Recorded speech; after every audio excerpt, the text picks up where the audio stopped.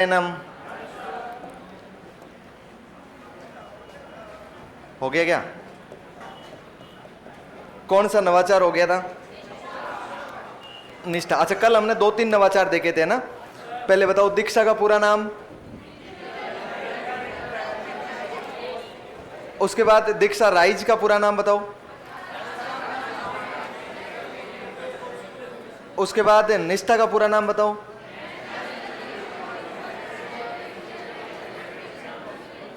वही है ना जो आपने लिखी है।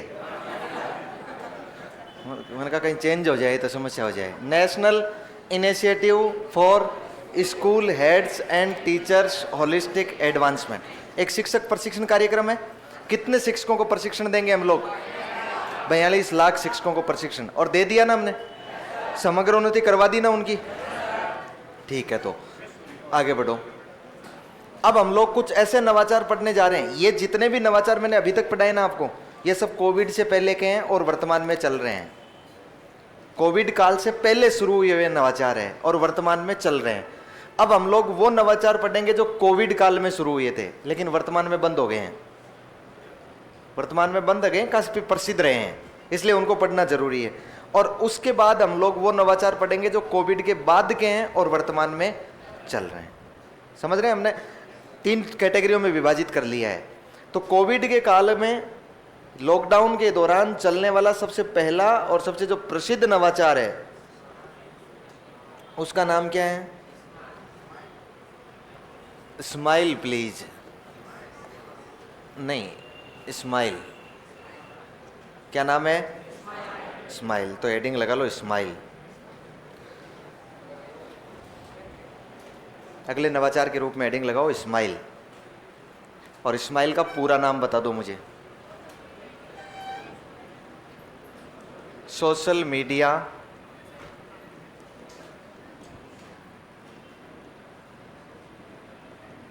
इंटरफेस फॉर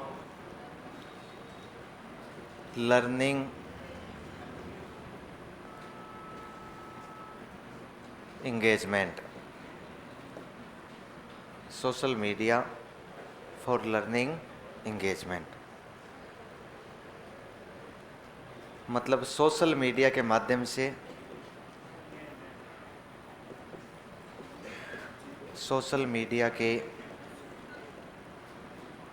से सगाई करना नहीं, अधिगम सक्रियता बनाए रखना।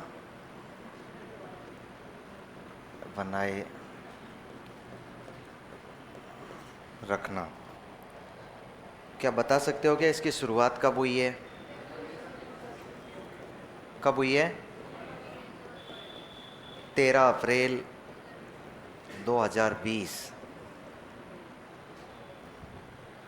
कौन सी क्लास से कौन सी क्लास तक के लिए चला है ये? 1 से 12 के लिए। कौन सी सरकार का है ये? राज्य सरकार का नवाचार।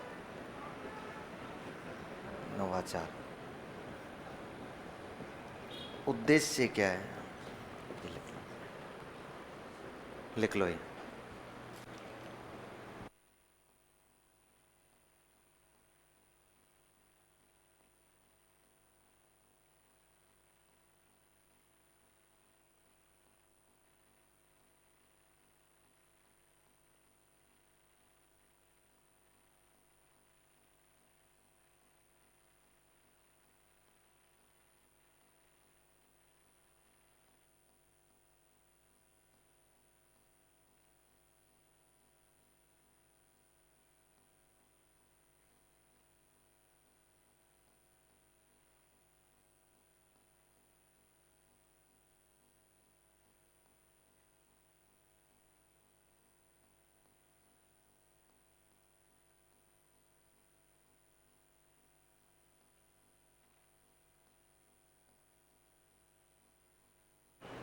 हाँ, हो गया?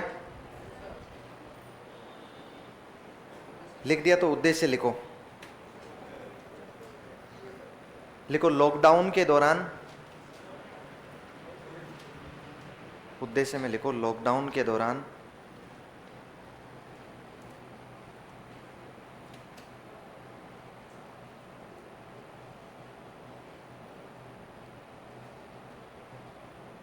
लॉकडाउन के दौरान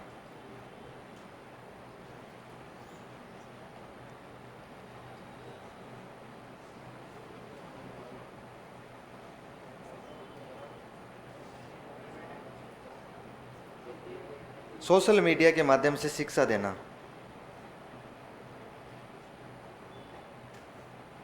सोशल मीडिया के माध्यम से शिक्षा देना,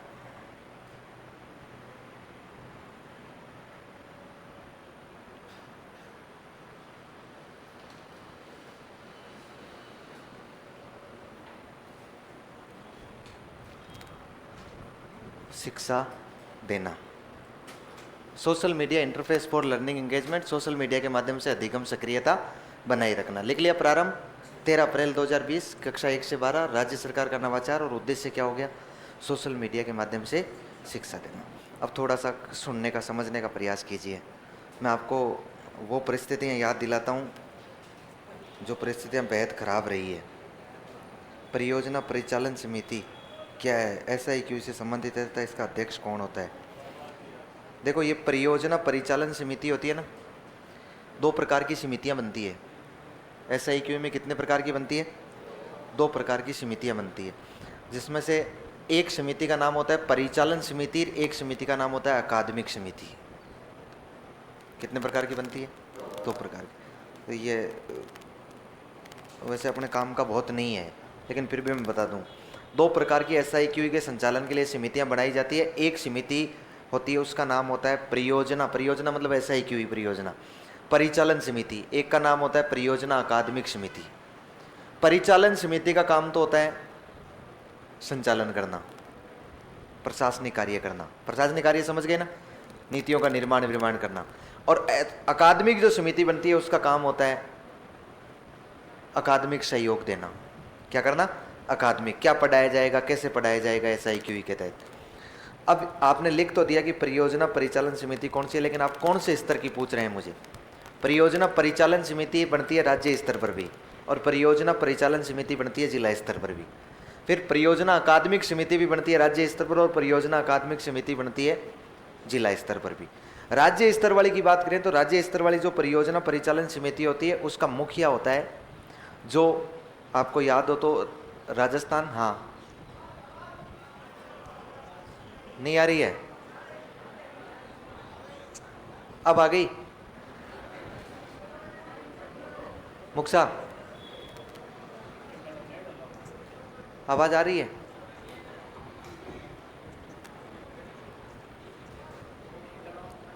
हैं?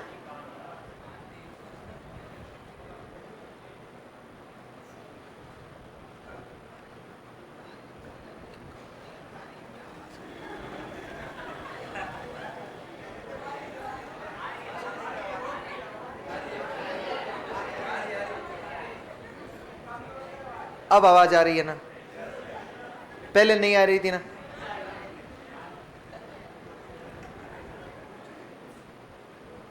नहीं, अब ऑनलाइन वाले अलग ही आ गए।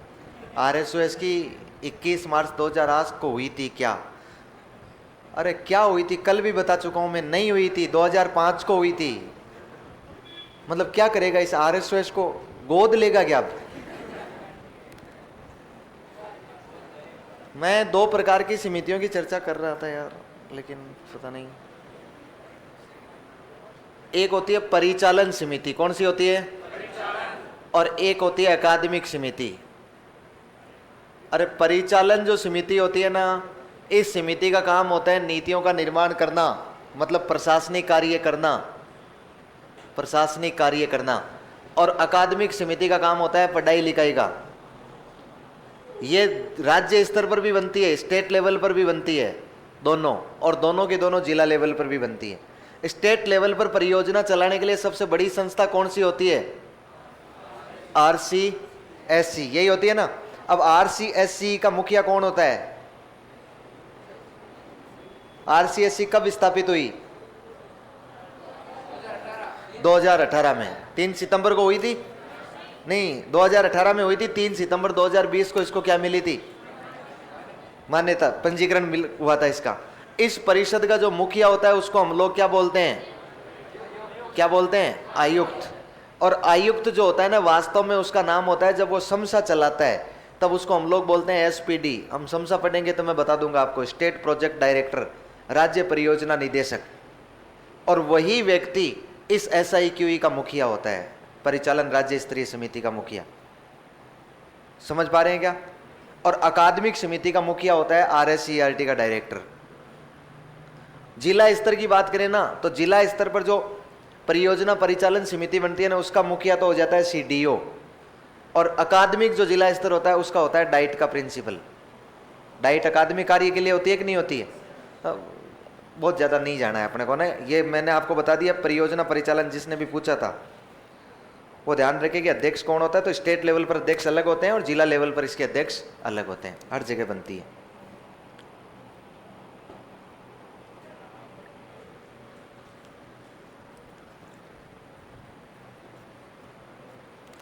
कि आप लोग पीछे पीछे बैठे बातें मत कीजिए। आप लोग जो सबसे लास्ट में बैठे हैं ना, बातें मत कीजिए आपस में बातचीत नहीं। बातचीत करनी हो तो अपनी क्लास तो बिल्कुल फ्री रहती है, आप लोग कभी भी जाओ, मर्जी हो तो उठ के जाओ, मर्जी हो तो वापस अंदर आके बैठ सकते हो।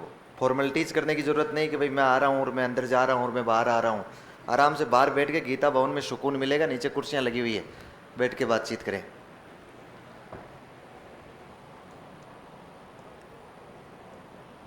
हो गया?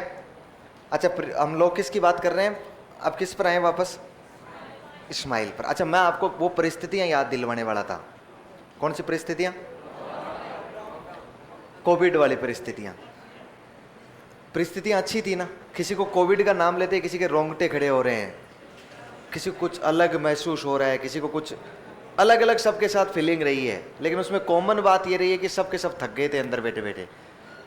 कॉमन बात ये है, देखो, social media interface for learning engagement, ये जो कार्यक्रम हमने चलाया था, इससे पहले मैं कोविड को याद दिलाऊं तो आपको पता हो तो 2020 में लगभग 10 मार्च के आसपास होली थी, 7-8 मार्च के आसपास होली थी। होली तो जानते ही है ना, 7-8 मार्च को होली थी। जब अच्छा, होली से पहले ही कोविड-19 को यूएनओ ने पेंडेमिक घोषित कर दिया था। यूएनओ ने एक महामारी घोषित कर दिया था कि ये महामारी है और इसके परिणाम बहुत भयंकर होंगे। लेकिन हमने 1% भी ना तो सुना, और सुना तो हमें 1% भी इस बात पे अनकॉन्फिडेंस नहीं हुए हम लोग कि कोविड हमारा कुछ बिगाड़ लेगा क्या। हमें ये लगा कि ये सब विकसित देशों के चोचले हैं, अपना कुछ नहीं है, अपने कोई कोविड क्या करेगा, यहाँ तक कोविड कैसे पहुँचेगा, अपने को यही लगा था। तो होली के बाद हम लोग राज्य खुशी वापस लौटे अपने अपने संस्थानों में। स्कूलें चल रही है, कॉलेज चल रही है, सारी संस्थाएं वस्ताएं सब चल रहा है। तो होली के तुरंत बाद थोड़ी सी ज़्यादा हलचल हुई तो आपको पता है केंद्र से राजस्थान हमेशा ही आगे रहता है। तो राजस्थान के यशस्वी मुख्यमंत्री श्रीमान गहलोत साहब, जिन्होंने कोविड के तहत बहुत अच्छा प्रबंधन किया था, कई एक्सीलेंट के अवार्ड मिले थे उन्हें, माननीय गहलोत साहब ने 14 मार्च को एक आदेश दिया था कि राजस्थान के स्कूल और कॉलेज 2 हफ्ते के लिए बंद किए जाते हैं, गैदरिंग वाली जगह बंद की जाती है, कोचिंग बंद की जाती है। तब हमें आज भी याद है कि हमने 15 तारीख को छुप छुपा के चलाया था, उसके बाद 16 तारीख से तो हमें बंद ही रखना पड़ा था। तो कोचिंग, कॉलेज, स्कूल सब कुछ बंद हो गए थे। बड़ी आनंद का माहौल था, पहली बार लग रहा था कि यार आराम कर रहे हैं। लेकिन बाहर जाने पर कोई रोक टोक नहीं थी, इसलिए इतना ज़्यादा लगा नहीं, क्योंकि अपने को लगा कि यार इतना ही टाइम है, घूम घाम के आ जाते हैं। इस काम को 5-7 दिन बाद में मोदी जी ने अपने हाथ में ले लिया और उन्होंने एक स्वैच्छिक लॉकडाउन लगा दिया। याद है आपको 21 मार्च एक स्वैच्छिक लॉकडाउन लगाया था कि एक दिन का अपनी इच्छा से अंदर रहना है। तो हम अपनी इच्छा से अंदर रह गए। वापस वो स्वैच्छिक लॉकडाउन पूरा होता, मोदी जी रात को 8 बजे आते हैं और ये कहते हैं कि मित्रों हमें लंबे समय तक अंदर रहना पड़ेगा। तो हम लोग लंबे समय तक अंदर रहे, लॉकडाउन हुआ। हमने लॉकडाउन का अर्थ समझा, आइसोलेशन का अर्थ समझा, सैनिटाइजर का भाई सैनिटाइज कैसे किया जाता है इसका अर्थ समझा हमने कि क्या होता है, ऐसे शब्द सुने। और फिर अपने को लगने लगा कि यार आनंद आ रहा है। सरकार पहली बार ये कह रही है कि आप लोग घर में रहो, आराम करो, बड़ा खुशी का माहौल था, लोग बाग आराम से रह रहे थे। हम उस समय ये गिनने लगे थे, आपको बताओ तो हमें ये गिनतियां याद थी कि कौन से राज्य में कितने मरीज आए हैं कोविड के, फिर कौन से जिले में कोविड के कितने मरीज आए हैं। यहाँ तक याद था कि जोधपुर में 5 है, जयपुर में 14 है, इसमें 18 है, इसमें 3 है, ये अभी जिलों में अभी कोविड आया नहीं है, क्योंकि न्यूज़पेपर में केवल यही चल रहा था। एक के बाद दूसरा लॉकडाउन हुआ, दूसरे के बाद तीसरा लॉकडाउन चलते रहे, लॉकडाउन आगे से आगे बढ़ाते रहे। पहले हमें ये लग रहा था कि यार लॉकडाउन का मतलब देश बंद होता है, देश बंद हो जाएगा तो कैसे काम चलेगा, ये संभव है क्या, ऐसा संभव हो ही नहीं सकता है, देश बंद हो जाएगा, देश बर्बाद हो जाएगा, हमें ये लगने लगा। लेकिन बाद में जब परिस्थितियां देखी तो ऐसा लगा कि कुछ बर्बाद नहीं होगा, देश अपने पे ही डिपेंड है, अपना देश पे ही डिपेंड है, देश और अपन अलग अलग नहीं है। व्यक्ति का जिंदा रहना जरूरी है, इसलिए सरकार उनके लिए प्रयास कर रही है, कुछ राशन पानी भी पहुंचा रही है जहां व्यवस्था नहीं हो रही है, कुछ भामाशाहों ने भी आगे आकर, बहुत समाज सेवकों ने भी कार्य किया है। लेकिन अब धीरे धीरे हम लोग बोर होने लगे हैं और हमारी उम्मीद एक ही जगह जाकर टिक गई है। हमारी आंखें अब समाचार पत्रों में और टीवी में केवल एक ही चीज़ को देखना चाहती है, एक ही चीज़ को सुनना चाहती है कि कोई आके ये कहे कि इसकी दवाई कब आएगी, इसकी वैक्सीन कब आएगी। और न्यूज़पेपर वाला या संवाददाता पत्रकार किसी से जुड़ता टेलीफोन पर किसी एक्सपर्ट से, विशेषज्ञ से कि वैक्सीन का विशेषज्ञ कौन है, उस अपने पास तो विशेषज्ञ कहाँ हैं, अपने पास तो ज्ञानी ज़्यादा है, विशेषज्ञ कहाँ हैं। तो कहीं विदेशी विशेषज्ञ से जुड़ते और उसे बातचीत करते तो वो कहता है कि देखो हमारे सभी दर्शक सुन रहे हैं, आपसे बहुत बड़ी उम्मीद है, आप एक एक्सपर्ट है, आप बताइए क्या कोविड की वैक्सीन कब तक आ सकती है। तो वो कहता देखिए वैसे नॉर्मली एक वैक्सीन को बनने में 10 से 12 साल का समय लगता है, हम यहाँ माथा पकड़ लेते हैं, लेकिन यदि हम जल्दीबाजी में प्रयास करें तो भी 5 से 7 साल के समय में हम लोग वैक्सीन ला सकते हैं। अपने को लगता रही पत्थर हो ना अपने पास में, खोपड़ी फोड़ दूं इसकी, किसने इसको एक्सपर्ट बना दिया रे, 5 से 7 साल में दुनिया खत्म हो जाएगी, तू कह रहा है वैक्सीन बना दूंगा 5 से 7 साल में। लेकिन एक्चुअल स्थिति यही है कि वैक्सीन में समय लगता है। अपना एक सीरम इंस्टीट्यूट का सीईओ था, पूनावाला, पुणे में सीरम इंस्टीट्यूट, उसका एक सीईओ था जिसका नाम है पूनावाला, भारतीय था। और भारतीय आपको पता है बहुत उत्साही लोग होते हैं, बहुत उम्मीदों वाले लोग होते हैं, बहुत जुगाड़ी होते हैं। उसको एक्सपर्ट जब जाके पूछता ना कोई भी मीडिया वाला, तो वो कहता देखिए हमने लगभग वैक्सीन बना ली है, अगले 10-15 दिन में हम लोग इसको ट्रायल करके मार्केट में लॉन्च करने वाले हैं। अपने को लगता है यार कितना भला आदमी है यार, ये होता है भारतीय, भारतीय होने का फर्ज निभा रहा है ये। अच्छा मैंने 2 साल तक सुना उसको लगातार, उसका एक ही कोटेशन था कि अगले 10-15 दिन में हम लोग, लेकिन कम से कम उम्मीद होती है ना, इस टाइम में उम्मीद बड़ी चीज होती है कि यार वैक्सीन आ रही है। बात ये नहीं है, बात ये है कि इस टाइम में अपने राजस्थान शिक्षा विभाग को ये लग गया था, उस टाइम में माननीय डोटासरा जी अपने शिक्षा मंत्री थे, उनको ये लग गया था कि चाहे कितना ही कोविड आ जाए, कुछ भी हो जाए, हमारे बच्चों का कुछ नहीं बिगड़ना है। और बच्चे जब लॉकडाउन के बाद बाहर निकलेंगे तब उनको कम से कम इस बात का याद रहना चाहिए कि हम लोग क्या कर रहे थे पहले। ये वास्तविक है, दिमाग में जंग नहीं आ जाए बच्चे के, बच्चा भूल नहीं जाए कि मैं पहले क्या करता था। इन बातों से बचने के लिए हमने कार्यक्रम चलाए हैं। देखो उस टाइम में एक वीडियो बहुत वायरल हुआ था सोशल मीडिया पर, जिसमें एक लड़का अपने पिता के साथ बस में बैठ के यात्रा कर रहा है। एक केवल मेम्स बनाया हुआ था, मतलब ये था कि एक मान लीजिए एक वीडियो बनाया हुआ था एक कॉमेडी के लिए। एक लड़का अपने पिता के साथ बैठ के बस में यात्रा करता है, लड़का खिड़की वाली सीट के पास बैठा है, सफ़र में देखता जा रहा है, आनंद लेता जा रहा है। एक बड़ी सी बिल्डिंग आई, उसको देख के बच्चा देखता ही रह गया, उसको चौंक गया देख के, देखता रहा। उसके बाद उसने अपने पिताजी से पूछा कि पिताजी ये बिल्डिंग मेरी कहीं देखी हुई है। पिताजी ने उसको 2 थप्पड़ लगाई, बोले ये स्कूल है जिसमें तू पढ़ता था। ऐसी स्थितियां नहीं आ जाए कि बच्चा लॉकडाउन के बाद ये भूल जाए कि मैं पहले क्या करता था, पढ़ता था तो कौन सी स्कूल में पढ़ता था, कौन सी कक्षा में पढ़ता था, मुझे पढ़ाने वाला कौन था। इन बातों से बचने, इस बातों का मतलब सीधा सीधा ये हो गया कि बच्चे के दिमाग में जंग नहीं आ जाए, सीखने की प्रोसेस भूल नहीं जाए वो। लर्निंग प्रोसेस बंद नहीं हो जाए, वो सीखने की उसकी आदत बनी रहे, सीखने की प्रोसेस बनी रहे, मशीन में जंग नहीं आ जाए। इसके लिए उस बच्चे को हम लोग सीखने में अधिगम सक्रियता बनाए रखेंगे। मतलब पीएचडी नहीं करवाएंगे बच्चे को पढ़ाकर हम लोग सोशल मीडिया से, लेकिन हम लोग बच्चे में एक लर्निंग एंगेजमेंट बनाए रखेंगे, उस बच्चे को अधिगम से हम लोग जोड़ के रखेंगे, ताकि वो बच्चा जैसे ही लॉकडाउन खुले उसके बाद स्कूल में जाए तो पढ़ने के लिए अपने आप को मानसिक रूप से तैयार प्राप्त करे। इसके लिए सरकार ने कहा, राज्य सरकार ने, कि हम लोग सोशल मीडिया का सहारा लेंगे। और सोशल मीडिया में सरकार ने बनाए व्हाट्सएप ग्रुप। क्या बनाए?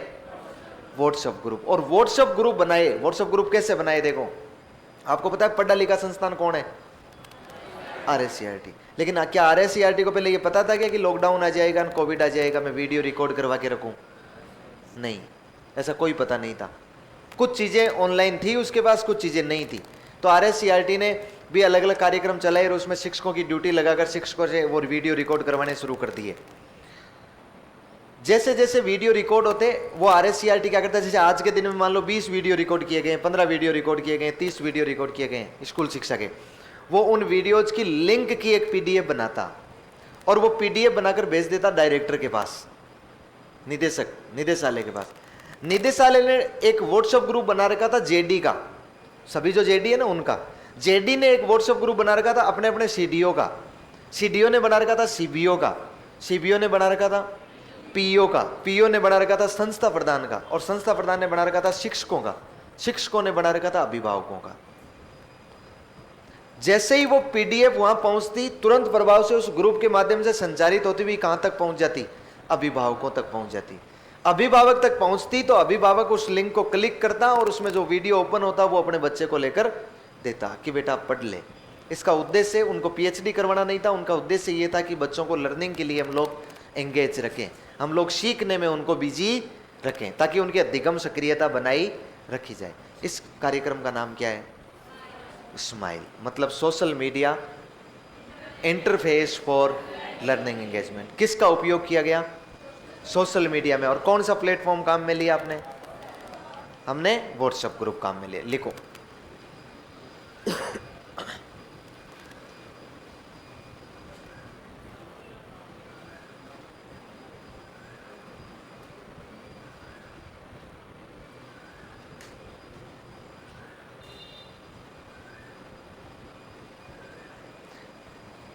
यहां तक लिख लिया ना आपने?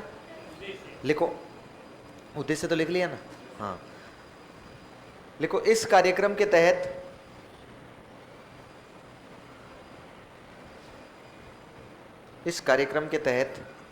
RSCERT द्वारा निर्मित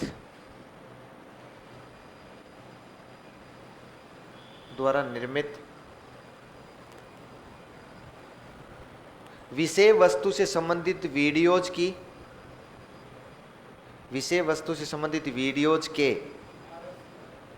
RSCERT द्वारा निर्मित विषय वस्तु से संबंधित वीडियोज के लिंक की PDF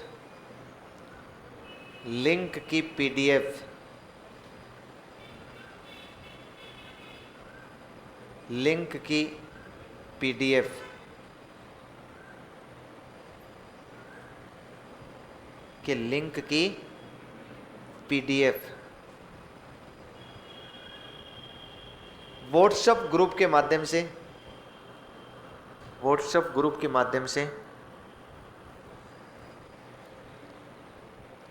अभिभावकों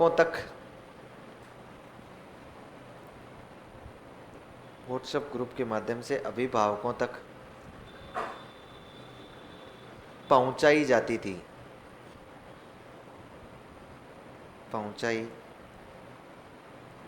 थी।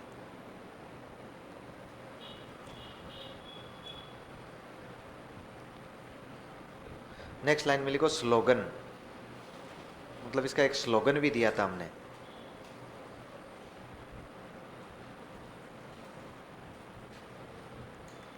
लिखो स्लोगन, रोज सवेरे 9 बजे। स्लोगन में लिखना है रोज सवेरे 9 बजे, रोज सवेरे 9 बजे। नेक्स्ट लाइन में लिखना है हर घर स्कूल की घंटी बजे। रोज सवेरे 9 बजे हर घर स्कूल की घंटी बजे।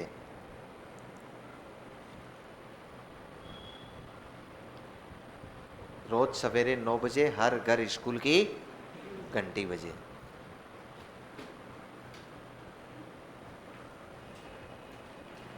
हर घर स्कूल की घंटी बज गई। घंटी स्कूल की। कार्यक्रम भी समझ में आ गया। लेकिन देखो, हमने इस कार्यक्रम को आनन फानन में चला लिया था। भाई हमें इस बात का, जब ये कार्यक्रम चलाया, आप सोच के देखो, 13 अप्रैल को चला लिया हमने। 21 मार्च को स्वैच्छिक लॉकडाउन हो रहा है और 13 अप्रैल को राजस्थान सरकार ने बच्चों को पढ़ाने के लिए कार्यक्रम चला दिया है। राजस्थान सरकार कितनी एक्टिव रही होगी उस टाइम में कि बच्चे पढ़े, बच्चों को अधिगम सक्रियता बनाए रखें। तो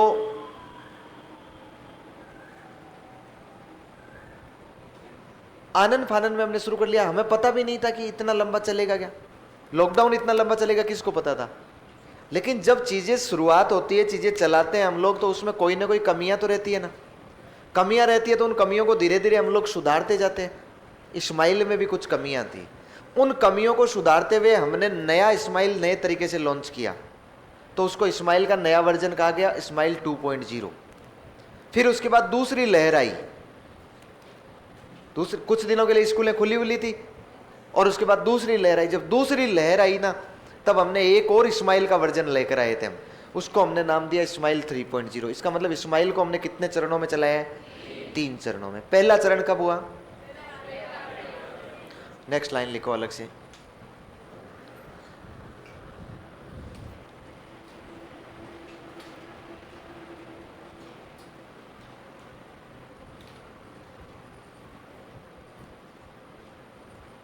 ये क्या लिख रहा है रे? ये रवि को क्या हो गया रे? ये लिख रहा है कि सर आप बगिया हो क्या? आप बढ़िया हो क्या? मैं बगिया का फूल हूं, बगिया नहीं हूं। बाजिया कहना चाह रहा है ना बेटा।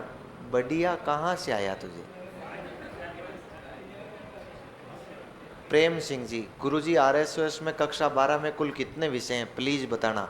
मैंने प्लीज की जरूरत नहीं है, ऐसे ही बता दिया मैंने। संस्थान पैसे देती है इसलिए बिना प्लीज के ही बताना पड़ता है हमें। ऐसे ही बता दिया है मैंने आपको। कितने सब्जेक्ट हैं? 27 बताया है ना। और उसमें कितने?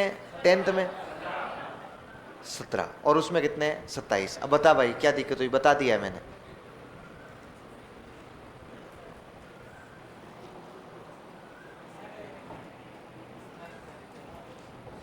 लिखो, नेक्स्ट लाइन में लिखो। लिखो, इस्माइल को कुल 3 चरणों में चलाया गया था। इस्माइल को कुल 3 चरणों में चलाया गया था।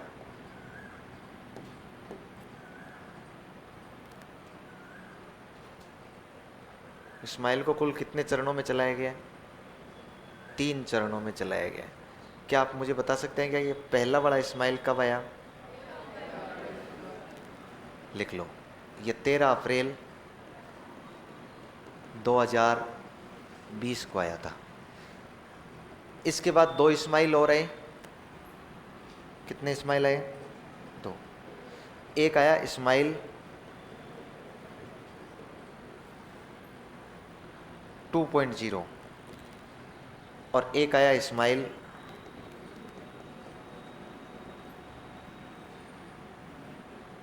3.0। इस्माइल 2.0 आया था 2 नवंबर 2020 को और इस्माइल 3.0 आया था 21 जून 2020 को 2021 को। लेकिन जब भी कोई नया कार्यक्रम आता है तो निश्चित रूप से उसमें कुछ नए फीचर आते हैं, तभी तो नया वर्जन होता है ना। बिना नए फीचर के नया वर्जन थोड़ी हो जाएगा। पुराने वाले फीचर तो इसमें चलते रहते हैं और कुछ नए फीचर आ जाते हैं। जैसे इसमें नए फीचर आए, एक नए फीचर की बात करूं तो आपको ऐसे कैसे उतार लेना है ना, कक्षा वाइज ग्रुप बनाए गए। दूसरा नया फीचर है, इसमें गृह कार्य दिया जाने लगा। और तीसरा नया फीचर इसमें आ गया, इसमें टीचर कॉलिंग भी शुरू हो गया। टीचर कॉलिंग भी शुरू हो गया। यहां एक नया फीचर आता है और वो ये है कि यहां शनिवार ये क्विज शुरू हो गई। शनिवार ये क्विज, और एक नया फीचर आया कि प्रत्येक 15 दिन का कार्य शाला दर्पण पर अपडेट किया जाने लगा। अपडेट लिख लो, ऐसे कैसे उतार दो।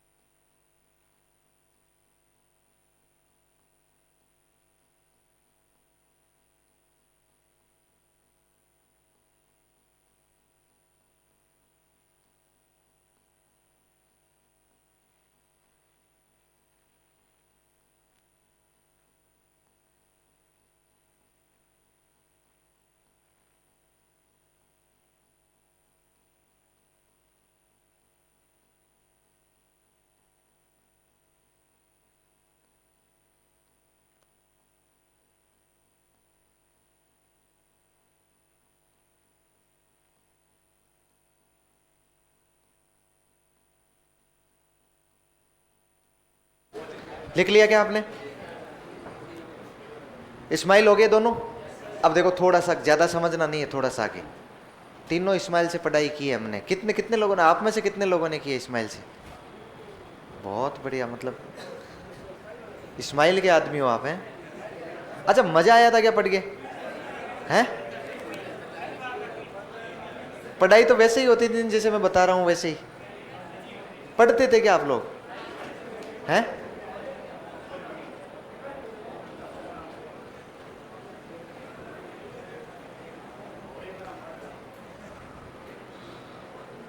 देखो, कौन कौन पढ़ा था? आप पढ़े थे क्या? क्विज दी, इसका मतलब वो तो क्विज तो वहां शुरू हुई थी 3.0 में। देखो, एक बार इस्माइल आपको पता है बीच में बंद हुआ 2.0 के बाद। क्यों बंद हुआ था? क्योंकि पहली लेयर खत्म हो गई थी। पहली लेयर क्या हो गई थी? खत्म। और अगली जो सेकंड लेयर आई थी ना, वो थोड़ी ज्यादा भयंकर आई थी, आपको बताओ तो। दूसरी लहर बहुत ज्यादा भयंकर आई थी। वो इसलिए आई थी क्योंकि पहली बार जब लॉकडाउन रहा ना, बंद रहा देश लगभग साल भर के आसपास, 8-7 महीने के आसपास, जब देश बंद रहा तो बाकी सारे काम रुक गए, एक भी काम नहीं चला। लेकिन बाकी में हमें चिंता नहीं हुई। सबसे ज्यादा जो नुकसान हुआ ना, वो ये हुआ कि लोगों के विवाह रुक गए। 1 साल तक विवाह नहीं कर पाए। इसलिए जो हम लोग भरे बैठे थे ना, जैसे ही वो खुला लॉकडाउन, टूट के पड़े हम विवाहों पर। और जितना जल्दी हो सके बोले दूसरी लहर आ रही है, जल्दी करो वरना कुंवारे मर जाएंगे। इसलिए जो खसर थी ना वो 1 साल की, वो पूरी हमने उस बीच के समय में निकाली। इतने विवाह किए, और जिस विवाह में हमें अनुमति मिली 20 लोगों की, 30 लोगों की, 50 लोगों की, हाँ 500, वही सेम वही ढांचा था, 500, 1000, 2000, जितने लोग आने थे उतने ही आए, जितने लोगों को बुलाना था उतनों को ही बुलाया, मतलब सब आए। जहां जहां से विवाह होकर लोग बाग एक जगह इकट्ठे होकर निकले, वहां वहां ये कोविड इस प्रकार से फैला कि सेकेंड लहर में बिल्कुल तहस नहस करके रख दिया था अपने को। और उसका कारण मेन वही था कि हमने गैदरिंग एक साथ बनाना शुरू कर दी। हम सबक नहीं लिए थे, हमने कहा क्या फर्क पड़ गया, कोविड में तो कौन मरा है, कोई एक आध मरा है। उसके बाद कई ज़्यादा लोग मारे गए। फिर ये दूसरी लहर, फिर लोगों को लगा तीसरी लहर और आएगी, लेकिन तीसरी तो नहीं आई, क्योंकि उससे पहले पहले वैक्सीन आ गई, इन सब सारा काम कंप्लीट हो गया। देखो जब 2.0 आया था ना, इसमें विशेषता क्या थी, बाकी पूरी विशेषताएं वो बनी रही थी, लेकिन 1.0 में एक कमी अपने ये थी कि उसमें हमने जो व्हाट्सएप ग्रुप बनाए थे ना, वो क्लास वाइज नहीं बना पाए थे, जैसे थे ना वैसे ही बना लिए। इसलिए बच्चे को ढूंढना पड़ता था कि क्या मेरी क्लास का और मेरे सब्जेक्ट का वीडियो आज आया है क्या, लिंक आज आया है क्या, इसलिए बच्चों को बहुत समस्या होती थी। लेकिन 2.0 तक सरकार ये मान चुकी थी कि शिक्षकों को कोविड नहीं होगा और शिक्षक रोजाना स्कूल जाएंगे और वहाँ से आराम से व्हाट्सएप ग्रुप बनाएंगे और संचालित करेंगे। शिक्षकों ने विरोध किया, जब शिक्षकों की ड्यूटी लगाई ना स्कूलों में, हमने आपको पता आइसोलेशन सेंटर्स बनाए थे और स्कूलों में बाहर से आने वाले लोगों को पकड़ पकड़ के स्कूल में लाते थे हम लोग। जब शिक्षकों ने कहा कि क्या हमें हमारी ड्यूटी लगा दी है ना, हमें क्या कोविड नहीं होता क्या, हम क्या मिनक नहीं है क्या, इंसान नहीं है क्या, कई कई सारी बातें बताई उन्होंने। तब उनको वो बॉन्ड दिखाया, जब नौकरी लगते हैं तो एक बॉन्ड पर हस्ताक्षर किए जाते हैं कि जब भी राष्ट्रीय आपदा आएगी हम लोग आगे खड़े मिलेंगे, और यदि नहीं मिलेंगे तो नौकरी छोड़ देंगे, हैं। तो सरकार ने वो बॉन्ड भेजा उनको व्हाट्सएप पर, शिक्षकों को बोले रिजाइन लिख के भेज दो। बहुत सारे बेटे गीता भवन में तैयार, नहीं आ जाएंगे शिक्षक, यदि तुमसे काम नहीं हो रहा है ना कोई बात नहीं। फिर किसी भी शिक्षक को कोविड नहीं हुआ, किसी शिक्षक को कोई दिक्कत नहीं हुई, सब के सब जाने लगे, अपना काम करने लगे। वहाँ बैठे बैठे जब काम करते थे ना, तो ये एक तो व्हाट्सएप ग्रुप बना लिए गए कक्षा वाइज, अब बच्चे को ज़्यादा समस्या नहीं हो रही थी। एक बच्चों को दिया गया होमवर्क, ये पहली बार शुरू हो रहा है 2.0 में। इससे पहले बच्चों को होमवर्क नहीं दिया जाता था, अब होमवर्क की एक शीट दी जाने लगी। शीट का मतलब जैसे एक पेज लिया, उस पेज पर 5-4 सवाल लिखे जो पिछले वाले वीडियो आए ना उनसे संबंधित, बीच में जगह छोड़ दी, जैसे RS मेंस का पेपर होता है ना वैसे हमने गैप छोड़ दिए। फिर उसकी फ़ोटो खींची, फ़ोटो खींच के उसकी PDF बनाई और उसकी लिंक बच्चों तक पहुंचा दी। जैसे ही बच्चा उस लिंक पर क्लिक करे, व्हाट्सएप ग्रुप के माध्यम से ही चली गई उसके पास, जैसे ही लिंक पर क्लिक करेगा वो पेज खुल जाएगा। बच्चा अपने घर में अपने रजिस्टर में उस पेज को सवाल लिखेगा, फिर उसके उत्तर लिखेगा, पूरे कंप्लीट लिख के उसकी एक फ़ोटो खींचेगा और ग्रुप में भेज देगा। टीचर स्कूल में उसकी प्रिंट आउट निकालेगा, प्रिंट आउट निकाल के उसको जांच करेगा और जांच करके उसकी वापस फ़ोटो खींचेगा और ग्रुप में भेज देगा, ताकि बच्चा मिलान कर ले कि कहाँ गलती हुई है, और शिक्षक उसको पोर्टफोलियो में लगा लेगा ताकि हमें ध्यान में रहे। माथा पड़ी थी ना, कितनी माथा पड़ी थी। इसलिए शिक्षकों ने ये सूची बनाकर भेज दी कि हमारे यहाँ बच्चों के पास एंड्रॉयड मोबाइल ही नहीं है। समझदार होते हैं ना, लेकिन आपको पता है सरकार इनसे ज़्यादा समझदार होती है। सरकार ने कहा कि देखो अब एंड्रॉयड मोबाइल तो हम नहीं दे सकते हैं, लेकिन एक आदेश हम जरूर निकाल सकते हैं। उस आदेश में निकाला और सरकार ने चिंता जाहिर की कि इसका मतलब इन बच्चों ने आज तक इस्माइल के माध्यम से पढ़ा भी नहीं है, क्योंकि जब एंड्रॉयड मोबाइल नहीं है तो आज तक बच्चे पढ़े थोड़ी होंगे इस्माइल कार्यक्रम से। भाई होमवर्क तो अब आया है, लेकिन पढ़ाई तो हम कब से ही करवा रहे हैं, इसका मतलब पढ़े ही नहीं वो बच्चे। तो बोले इन बच्चों की लिस्ट बनाओ, जो जो बच्चे कौन है। तो उन्होंने लिस्ट बनाई, उसमें ज़्यादा से ज़्यादा बच्चों को हमने सम्मिलित किया। किसी को एंड्रॉयड मोबाइल फ़ोन करके पूछा तेरे पास है क्या, बोले है लेकिन वो थोड़ा कम ही चलता है, बैटरी कम चलती, तो बोले ठीक है नहीं।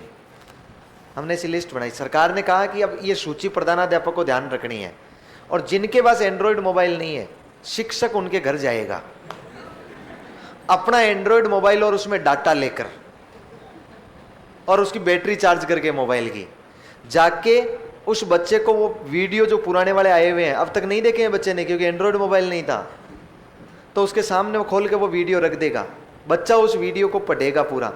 शिक्षक जाते वक्त एक होमवर्क की शीट निकाल के ले जाएगा स्कूल से, वो जाके उसको पूरा वीडियो देखेगा, और जब तक शिक्षक कुत्ते की तरह घर के बाहर बैठा रहेगा, मैं ये नहीं कह रहा हूँ शिक्षक कुत्ता होता है, आप कोविड में याद करके देखो, उस वो परिस्थितियां ऐसी थी कि वो शिक्षक उनके घर में नहीं जा सकता था, छाछ राबड़ी का उपयोग नहीं कर सकता था, चाय का उपयोग नहीं कर सकता था, एक दूसरे की वस्तुओं को छुआ नहीं जा सकता था।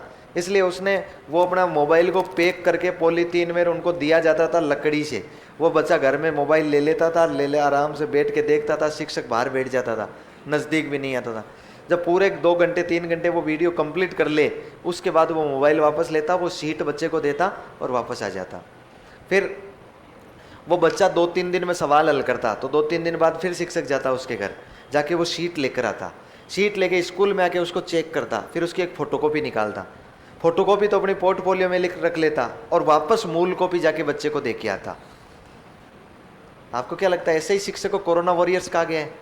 इसलिए कोरोना योद्धा कहा गया है शिक्षक को। उस टाइम में कहा था ना कि शिक्षक नहीं है, ये कोरोना योद्धा है। सारे नेताओं ने, सरकार ने कहा था कि ये कोरोना योद्धा है। फिर सभी शिक्षकों ने ये स्टेटस लगाया था कि हम लोग शिक्षक नहीं है, हम शूरवीर है, हम योद्धा है, हम कोरोना है। अच्छा, कोई भी नेता जब भी भाषण देता था, अरे कोरोना वॉरियर्स है। जब कोई भी नेता भाषण देता था तो ये बात जरूर दोहराता था कि ये शिक्षक नहीं है, आपको नजर आने वाले शिक्षक नहीं है। राजस्थान में और भारत में आज 42 लाख कोरोना वॉरियर्स शिक्षक के रूप में कोरोना वॉरियर्स काम कर रहे हैं। ऐसे इमोशनल कर करके राष्ट्रीय आपदा से हम लोग पार पड़े थी। हमारी मतलब वास्तविकता यही है। अब बच्चे को होमवर्क दिया जा रहा है, बच्चा आराम से होमवर्क कर रहा है। धीरे धीरे उस सूची को कम करने लगे हम लोग, और 2-4 दिन में उस सूची को काटते हुए हमने कह दिया कि सभी बच्चे एंड्रॉयड मोबाइल ले आए हैं। लिस्ट थी ना, उसको कम तो करना ही था। फिर अगली व्यवस्था शुरू हुई टीचर कॉलिंग की। टीचर कॉलिंग में अब एक शिक्षक 1 सप्ताह में अपने बच्चे को, स्कूल में पढ़ने वाले बच्चे को 1 सप्ताह में 2 बार कॉल करेगा।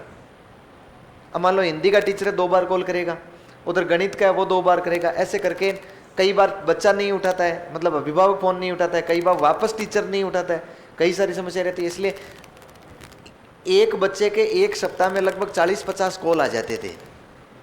फोन उठाता, गोलू से बात करवाओ, मैं गणित का टीचर बोल रहा हूँ, गोलू से बात करवाओ, मैं विज्ञान का टीचर बोल रहा हूँ। शिक्षक परेशान, वो अभिभावक परेशान हो गया, बोले फोन तू ही रख ले, फोन तेरे पास ही रख, क्योंकि फोन तो केवल तेरे लिए ही आता है। अच्छा, जैसे ही हम लोग बच्चे के पास फोन करते, पहले अमिताभ बच्चन हमें पूरी कहानी सुनाता। इतनी बार स्नान करना है, इतनी बार नहाना धोना है, इतनी बार खाना खाना है, ये सारा बात बताता। वो पूरी बात बता देता। वैसे बच्चा कॉल अटेंड करता तो हम वो पूरी कहानी वापस बच्चे को सुनाते, बोले हमने तेरी वजह से सुनी है, ध्यान रखना, इतनी बार नहाना धोना, इतनी बार खाना खाना, स्नान करना। पूरा हो जाता था। वो कहता हाँ गुरुजी मान गया गुरुजी, आगे बताओ। तो हम कहते कि देख बेटा, शिक्षा वह शेरनी का दूध है, जो जितना पिएगा उतना। अरे ये मजाक नहीं है, सवाल पूछा गया है। टीचर कॉलिंग के 2 उद्देश्य क्या थे? पहला उद्देश्य था बच्चों को कोविड के प्रति जागरूक करना। हम लोग उनको बताते थे कि इतनी बार हाथ धोना है, इतनी बार स्नान करना है, कोविड के प्रति जागरूक। दूसरा था बच्चों को शिक्षा का महत्व बताना, ताकि वो सोशल मीडिया से भी शिक्षा ग्रहण करते रहें। और हम लोग शिक्षा वह शेरनी का दूध है डायलॉग देके हम लोग क्या करते थे, हम लोग उन्हें शिक्षा का महत्व बताते थे कि तुझे यदि दहाड़ना है तो इस वीडियो को देखना पड़ेगा। कुल मिला के हमने टीचर कॉलिंग शुरू कर ली। फिर बीच में हम स्कूल जाने लगे। फिर आ गई तीसरा, जब दूसरी लहर आई तो हमने स्माइल 3.0 चला लिया 21 जून को। इसमें वो फीचर तो सारे बने ही रहे जो फीचर पुराने वाले थे। एक नया फीचर ये आ गया कि हमने शनिवार ये क्विज देना शुरू कर दिया था। हर शनिवार को एक क्विज आती थी। कितने सवाल आते इसमें हैं?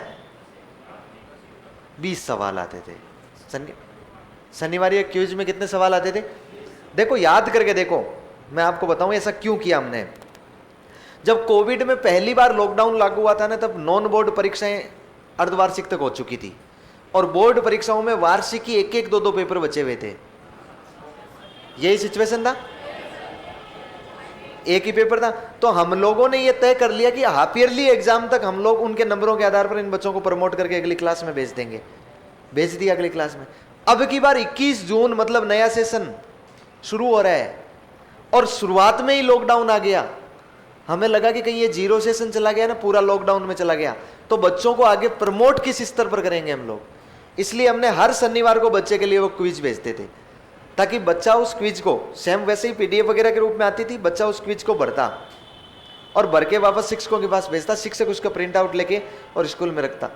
और ऐसा नहीं होता तो शिक्षक क्या करता था कि एक प्रिंट आउट निकालता, या फिर आम बात ये हो गई थी बच्चा स्कूल में आके ले जाता। बात तो ये हो गई थी, वास्तव में तो यह था कि शिक्षक प्रिंट आउट निकाल के बच्चे को देखा था, ऑब्जेक्टिव सवाल आते थे। कैसे सवाल आते थे? ऑब्जेक्टिव। और बच्चा उसको भरता था और 2-3 दिन बाद में वापस लाके जमा करवाता था, या हम लेकर आते थे वापस, ताकि उन क्विज को इकट्ठा कर लें। इसके आधार पर बच्चे को हम लोग प्रमोट कर देंगे, आगे प्रमोट कर देंगे उस बच्चे को। लेकिन मैंने राजस्थान के बच्चे इतने निसल्डे देखे हैं, निसल्डे नहीं, इतने आत्मविश्वासी, इतना कॉन्फिडेंस देखा है राजस्थान के बच्चों में मतलब अपने वाले बच्चों में। राजस्थान मतलब अपने वाले देखो कितने कॉन्फिडेंस लेवल के हैं। उन बच्चों को कहते थे बेटा पढ़ना है, बोले क्यों, क्या क्या करना है पढ़ के? बोले बेटा आगे ये ऐसे ऐसे ये होगा, नहीं ये हो जाएगा, पढ़ना तो है। बोले कुछ नहीं, दुनिया खत्म हो जाएगी, हम भी खत्म हो जाएंगे, जिंदा रहेंगे तो देख लेंगे, जो खत्म होगी उनका सामान अपने पास ही रहना है। बच्चों को इतना कॉन्फिडेंस होता था कि आधी दुनिया खत्म हो जाएगी तो आधी प्रॉपर्टी हमारी रह जाएगी, पढ़ाई के क्या करना है। फिर बच्चों को यह भी भरोसा था, और मतलब इतने देखो, इतने आलसी प्रकार के बच्चों को हम लोग 20 पेज, वो 20 सवालों में पीडीएफ देके आते थे, प्रिंट आउट निकाल के हार्ड कॉपी, कि बेटा इसको देख देख के टिक लगा लेना इसमें, ताकि इसके आधार पर तेरा रिजल्ट बनेगा अगली क्लास का। वापस 3 दिन बाद उस बच्चे के पास जाते और पूछते बेटा वो कहाँ है? तो कहता क्या? हम कहते बेटा वो पीडीएफ पेपर, सोच के देखो पेपर, बच्चे को पेपर हाथ में दे दिया गया है कि तू हल कर ले, किताबें पढ़ी है, 3 दिन का समय है तेरे पास। वो कहता ढूंढता हूँ, देखे ढूंढता तो वो बाकी तिरछी कहीं दबाई हुई वापस वैसे की वैसे मिल जाती, नाम तक नहीं लिखता अपना ऊपर, और लाके वापस दे देता। उन्होंने कहा बेटा भर इसको। बोले क्या भरना है सर? मैंने कहा नाम लिख इस पर, इनको सवालों को पढ़ के हल कर। बोले क्या करना है? मैंने कहा एबे सदे पे टिक लगाना है। ठीक है, नाम लिखता और कहता टाइम नहीं है अभी, समय बहुत कम है मेरे पास, वो टिक लगा देता है बस जो भी है वो। मतलब बच्चे को इस बात का भी भरोसा है कि शनिवार या किसी से कुछ नहीं होना है, हम तो वैसे ही पास होने हैं। इतने आलसी प्रकार के बच्चे थे। खैर कुछ कुल मिला के हमने शनिवार भी क्विज शुरू कर ली। फिर हर टीचर 15 दिन में क्या काम करेगा उसको हमने शाला दर्पण पर अपलोड करना शुरू कर दिया था। तो इस तरह से हमारा कार्यक्रम कौन सा चला था? स्माइल प्लेटफॉर्म चला था। ध्यान रखिएगा, स्माइल किसके माध्यम से चला है? सोशल मीडिया के माध्यम से। बताओ पूरा नाम बताओ। सोशल मीडिया के माध्यम से प्रारंभ 13 अप्रैल। ये मैं तो ये कहता हूं कि देखो इस 13 अप्रैल को बच्चों को अपना स्वतंत्रता दिवस मनाना चाहिए, क्योंकि ये पहला दिन था जब एंड्रॉयड मोबाइल अभिभावक के हाथ से निकल के कहां पहुंच गया था। इससे पहले तो कुछ पाबंदियां भी थी, अब क्या पाबंदी हो सकती है? अब तो बच्चा अपना रोब जमाने लग गया, अधिकार समझने लग गया कि एंड्रॉयड मोबाइल में पढ़ना है, मुझे मोबाइल चाहिए। और फिर दूसरी बात दिक्कत ये भी तो हो गई थी ना, 24 घंटे वो बच्चे उन अभिभावकों की छाती पर ही मूंग दलते थे, बाहर जा नहीं सकते, अंदर पेक हो गए सारे के सारे। अभिभावक कहता है तू जा पढ़ ले। बोले किस में से पढ़ूं? किताबों में से पढ़। बोले किताबें स्कूल में पढ़ी है। बोले ले आ। बोले व्यापार मोरे बोल रहे हैं भाई। उस स्थिति में किताबें ला भी तो नहीं सकता था बच्चा, तो फिर अभिभावक उसको मोबाइल देता था, एंड्रॉयड मोबाइल खोल के, ताकि वो थोड़ा बहुत उसमें से पढ़ ले, 2 आंख उसमें से पढ़ ले। क्या बच्चा पढ़ सकता है? क्या हम पढ़ सकते हैं क्या?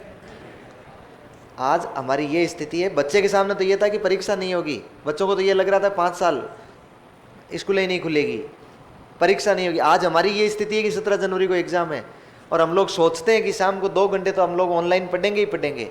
वीडियो शुरू करते हैं, बीच में कोई ना कोई मैसेज आ जाता है, कोई ना कोई रील आ जाती है। रील देखते देखते देखते देखते हम लोग 2-3 घंटे कब व्यतीत कर देते हैं पता ही नहीं लगता है। जबकि बच्चा इतना मैच्योर भी नहीं है, और बच्चे के सामने मोबाइल पड़ा एंड्रॉयड, और बच्चे के सामने परीक्षा नहीं है, तो क्या बच्चा पढ़ेगा? क्या नहीं। वो बच्चा थोड़ी देर होगी, 2-5 मिनट पढ़ेगा, देखेगा, उसको इधर उधर देखेगा, और उसके बाद धीरे से उसको स्किप करके कहेगा मोगली। इधर बच्चा मोगली में व्यस्त अपना कार्यक्रम, और उधर अभिभावक अपना रोटी सब्जी बनाने लग जाएंगे। मोगली कार्यक्रम चलता था उस टाइम में, बहुत चला था ये कार्यक्रम। ये किस में चला है? स्माइल में चला है। प्रारंभ 13 अप्रैल 2020, क्लास 1 से 12।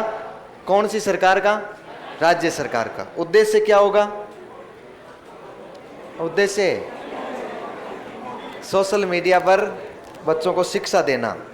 फिर इस्माइल कितने चरणों में चला? 3। पहला इस्माइल आया, ये 1.0 बोल सकते हैं इसको, है ना, 13 अप्रैल 2020। इस्माइल 2.0 आया और इस्माइल 3.0 आया 21 जून 2021। सोशल मीडिया से पढ़ लिए ना। चलो अब मैं शिक्षा की वाणी सुना देता हूं तुम्हें ना। हेडिंग लगाओ शिक्षा वाणी, अगला कार्यक्रम।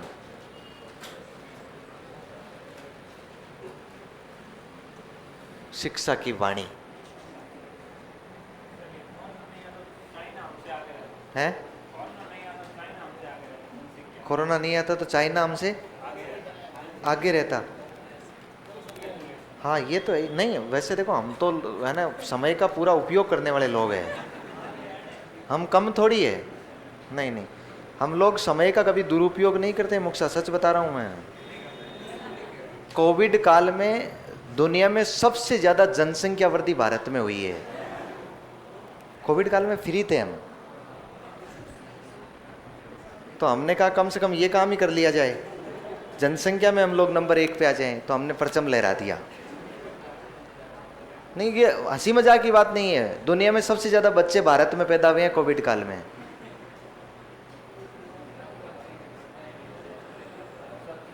हैं? सुविधाएं सब चालू होती है, चिकित्सा सुविधाएं तो आज बनी है।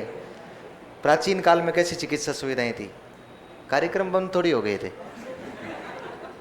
लिखो प्रारंभ। कब आया शिक्षा वाणी? बताओ। 11 मई 2020 को। कौन सी क्लास से कौन सी क्लास तक के लिए है? बताओ रे, तुम फेंका तो करो। वेरी गुड, 1 से 12। कौन सी सरकार का नवाचार है? राज्य सरकार का नवाचार। राज्य सरकार का नवाचार है। उद्देश्य लिखो। है? उद्देश्य लिखो।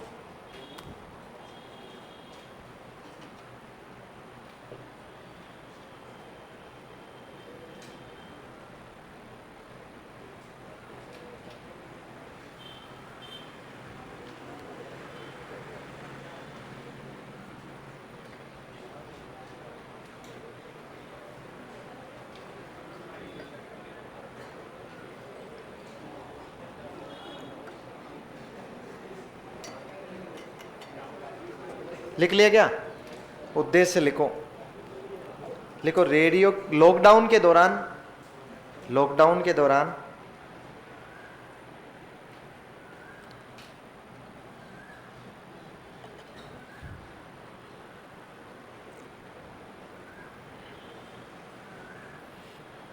लॉकडाउन के दौरान रेडियो के माध्यम से बालकों को शिक्षा देना।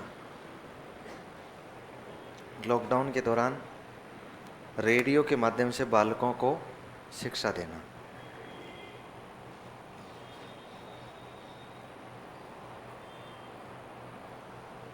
बालकों को शिक्षा देना। इसका स्लोगन लिखो।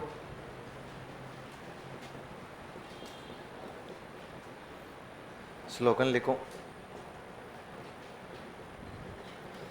प्यारे बच्चों कान लगाओ,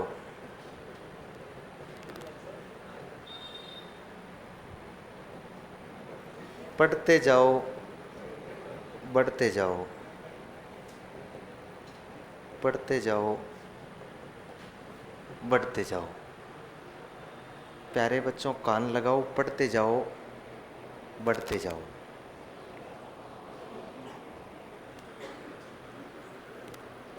कान किसके लगाना है? रेडियो के।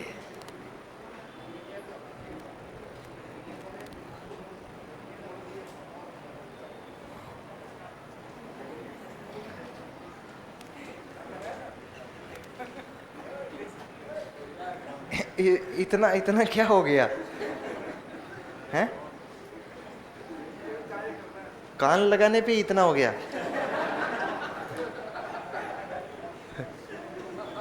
हाँ, प्यारे बच्चों कान लगाओ, पढ़ते जाओ, बढ़ते जाओ। हो गया? अच्छा थोड़ा सा देखिएगा आप लोग, है ना, मैं समझा देता हूँ ये कार्यक्रम क्या है। सरकार ने, राज्य सरकार ने कहा कि हो सकता है कुछ बच्चों के पास सोशल मीडिया नहीं हो, तो उन बच्चों के पास घर में रेडियो तो मिल सकता है, तो हम लोग उन बच्चों को रेडियो के माध्यम से पढ़ाएंगे। हमने ऑल इंडिया रेडियो के जितने भी 35 चैनल आते हैं, उन ऑल इंडिया रेडियो से हमने 55 मिनट का समय खरीदा था। कितने मिनट का? 55 मिनट का। राज्य सरकार की बात है, राज्य सरकार ने ऑल इंडिया रेडियो पर कितने मिनट का समय खरीदा है? 55 मिनट का समय खरीदा। एक स्लॉट खरीद लिया कि भी इस समय हमारे कार्यक्रम प्रसारित होंगे। फिर RSCRT को कह दिया गया कि 55 मिनट के लिए आप ऑडियो रिकॉर्डिंग करके ऑल इंडिया रेडियो को कैसेट भेज दो। रोजाना की बात थी ये, सोमवार से लेकर शनिवार तक, रविवार को अवकाश रहता था। सोमवार से शनिवार तक 55 मिनट भेज दो। उसमें क्या होता था कि पहले 15 मिनट तक, पहले 15 मिनट तक कक्षा 1 एवं 2 के लिए कार्यक्रम आता था, कक्षा 1 एवं 2 के। फिर अगले 20 मिनट, अगले 20 मिनट तक कक्षा 3 से 8 के लिए कार्यक्रम आता था। और अंतिम 20 मिनट, बताओ 55 हो जाएंगे कि नहीं हो जाएंगे? अंतिम 20 मिनट कौन कौन सी कक्षा के लिए आता था? 9 से 12 के लिए आता था। अच्छा ध्यान रखना है, 1 से 2 के लिए मीना की कहानी आती थी। किसकी कहानी? मीना की कहानी। और 3 से लेकर 12 तक विषय वस्तु से संबंधित, कंटेंट से संबंधित चीजें आती थी, विषय वस्तु से संबंधित चीजें आती थी। ऑडियो रिकॉर्ड करके कौन भेजेगा? RSCRT। किसको भेज देगा? ऑल इंडिया रेडियो को। ऑल इंडिया रेडियो रोजाना 11 बजे चलाएगा इसको, दिन की बात कर रहा हूं, 11 से लेकर 11:55 तक। कितने मिनट हो गए? 55 मिनट हो गए। 11 से लेकर 11:55 तक वो इस कैसेट को चला देगा। पहले 15 मिनट तो क्लास 1 से 2 के लिए मीना की कहानी सुनाई जाएगी। अच्छा मीना कौन है? हैं?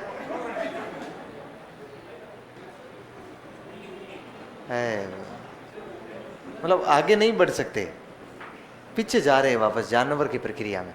मीना शिक्षा विभाग में, शिक्षा विभाग के पास 3 पात्र हैं, एक मीना, एक उसका भाई राजू और एक तोता उनका जिसका नाम है मिट्ठू। शिक्षा विभाग चाहे गणित पढ़ाए, चाहे विज्ञान पढ़ाए, चाहे सामाजिक पढ़ाए, हमेशा पात्र या तो मीना को बनाएगा या राजू को बनाएगा या मिट्ठू को बनाएगा। एक कहानी सुनाई जाती थी बच्चों को मनोरंजन और ज्ञानवर्धन के लिए, जो छोटे बच्चों के लिए काम की थी, जो 15 मिनट मीना के माध्यम से मीना को पात्र बना के उसकी कहानी सुनाती जाती थी। अगले 20 मिनट फिर शुरू होता था क्लास 3 से लेकर 8 के लिए, और अब शुरू होता था वो विषय वस्तु से संबंधित, उनका पदार्थ क्या होता है, खनिज क्या होता है, कार्बन डाइऑक्साइड, ऑक्सीजन, ये आवर्त सारणियां, ये शुरू होते थे। बच्चों को ये नहीं बताया गया था क्या होता है कार्यक्रम, बच्चों को ये बताया गया था बेटा 11 बजे तैयार रहना, कान लगा के रेडियो के, 11 बजे तैयार रहोगे, 11 बजे कार्यक्रम आ जाएगा। तो 1 से लेकर पूरे 12 तक के, क्या किसी ने सुना ये? नहीं सुना। 1 से लेकर 12 तक के बच्चे जिनको पता था ना, उनको था कि 11 बजे कार्यक्रम आएगा, तो 11 बजे कान लगाते थे। मीना की कहानी तो सुनते तब तक तो आता मजा, सुन लेते, उसके बाद उसको बंद करते थे, बोले अब अपने काम का नहीं है। कुल मिला के कितने मिनट तक? 55 मिनट तक। लिखो,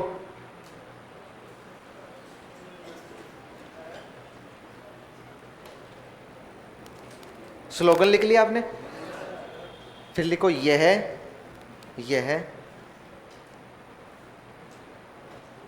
रेडियो पर प्रसारित होने वाला, ये रेडियो पर प्रसारित होने वाला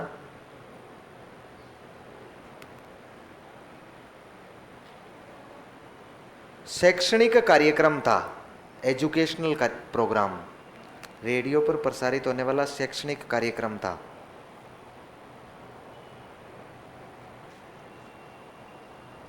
मतलब ध्यान रखना है, चैनल नहीं है। राज्य सरकार ने अपना रेडियो पर कोई चैनल नहीं बनाया है। जैसे एक मैं आपको कार्यक्रम पढ़ाऊंगा ज्ञानवाणी, शिक्षावाणी, जैसे ये है ज्ञानवाणी। ज्ञानवाणी केंद्र सरकार का रेडियो पर बनाया गया शिक्षा का चैनल है, जिस पर पूरी 24 घंटे ही शिक्षा की वाणी आती है। क्योंकि चैनल ही जब शिक्षा विभाग का है तो अपनी कहानियां देते हैं, वो अपनी रिकॉर्ड कर करके एनसीईआरटी बातें उस पर दे दी जाती है। लेकिन अपने यहाँ पर क्या है, हमने राज्य सरकार ने 55 मिनट का ऑल इंडिया रेडियो को पैसा दे दिया, उसे स्लॉट ले लिया और अपने कार्यक्रम आरएससीआरटी को कह दिया कि भाई कैसेट रिकॉर्ड कर देना, वो कैसेट वहां पर चला दी जाती थी। ध्यान रखिएगा। नेक्स्ट लाइन में लिखो,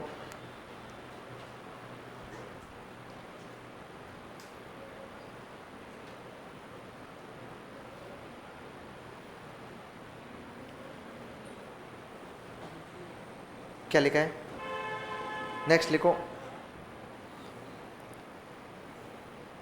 रोजाना, रोजाना सोमवार से शनिवार, रोजाना सोमवार से शनिवार 55 मिनट तक,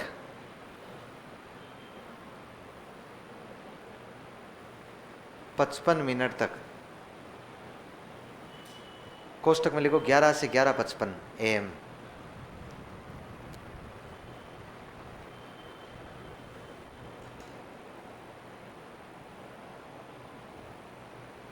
रोजाना सोमवार से शनिवार 55 मिनट तक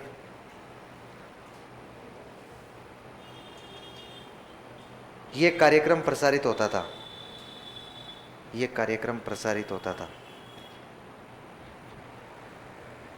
ये कार्यक्रम प्रसारित होता था। ये तीनों बात भी लिख लेनी है, 55 मिनट में क्या क्या होता था।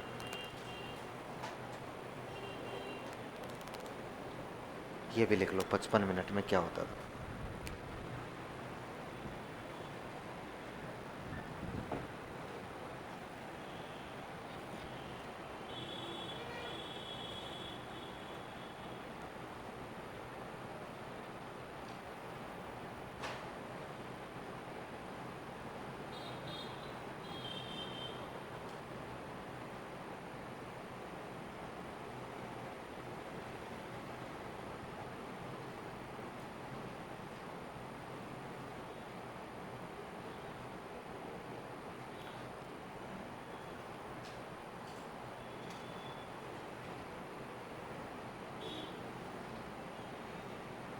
लिख लिया क्या?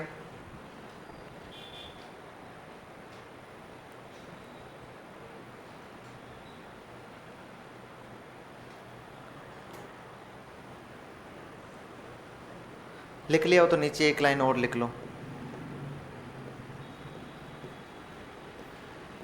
लिखो प्रत्येक शनिवार को, प्रत्येक शनिवार को,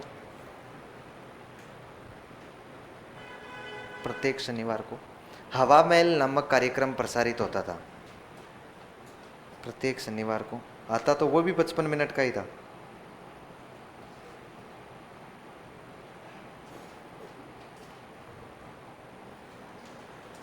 हवा महल नामक कार्यक्रम प्रसारित होता था। प्रत्येक शनिवार को हवा महल नामक कार्यक्रम प्रसारित होता था। हो गया? शिक्षा की वाणी सुन ली ना आपने अच्छी तरह से? उद्देश्य हो ही गया इसका ना। तो अब शिक्षा के दर्शन भी करो। अगला कार्यक्रम लिखो शिक्षा दर्शन। शिक्षा की वाणी सुन लियो तो शिक्षा दर्शन।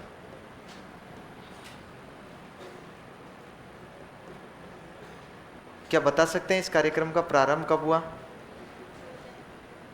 1 जून 2021।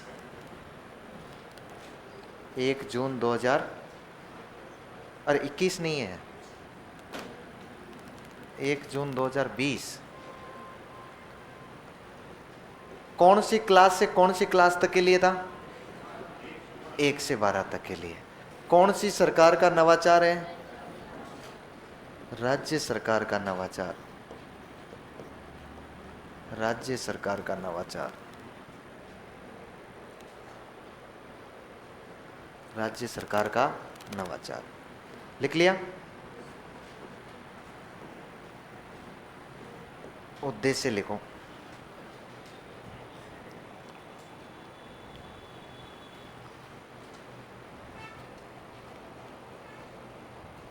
उद्देश्य लिखो।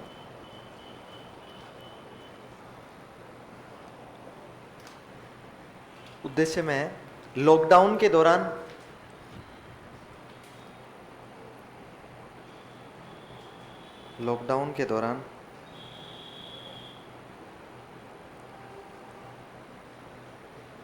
टीवी के माध्यम से बालकों को शिक्षा देना। टीवी के माध्यम से, टीवी टेलीविजन, लॉकडाउन के दौरान टीवी के माध्यम से बालकों को शिक्षा देना।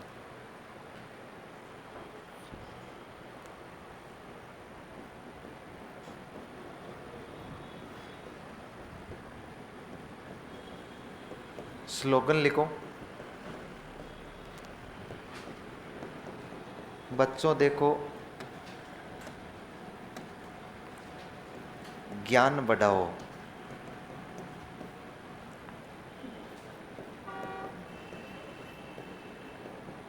पढ़ते जाओ, बढ़ते जाओ। बच्चों देखो, ज्ञान बढ़ाओ, पढ़ते जाओ, बढ़ते जाओ।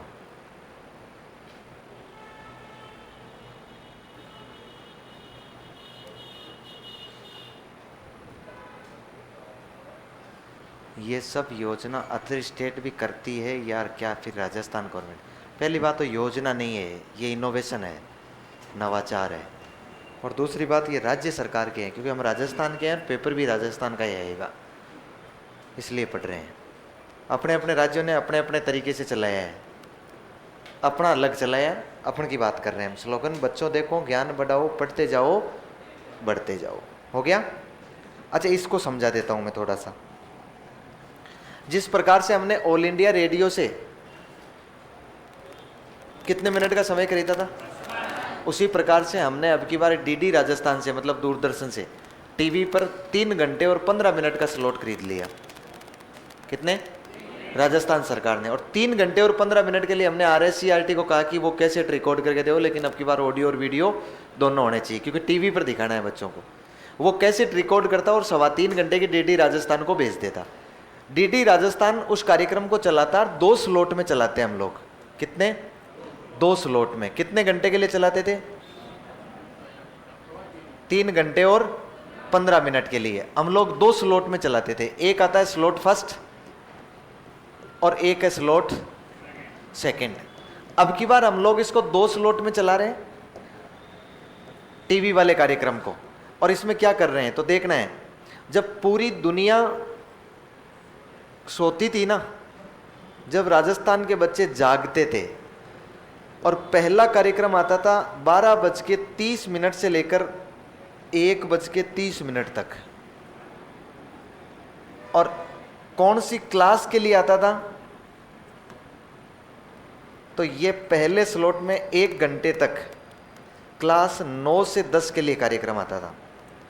फिर 1:30 से लेकर 2:30 तक अगले 1 घंटे तक आता था क्लास 11 से लेकर 12 तक।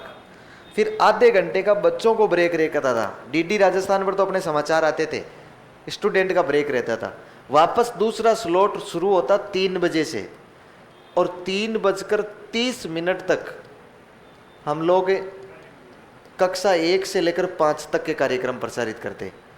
और 3:30 से लेकर 4:15 तक क्लास 6 से 8 के लिए आता था। बताओ, 1 से 12 तक हो गया ना? ये दिन में था कि रात में? मैंने कहा पूरी दुनिया सोती थी तब राजस्थान के बच्चे जागते थे। इसका मतलब यह था कि यह कार्यक्रम शुरू हुआ है 1 जून को, और 1 जून को हम लोग दोपहर में खाना खा के सोते हैं। 1 जून को दोपहर में सोते हैं ना, और अपने वाले बच्चे क्या करते हैं? पढ़ते हैं। देखो कितना संघर्षशील बच्चे हैं राजस्थान के।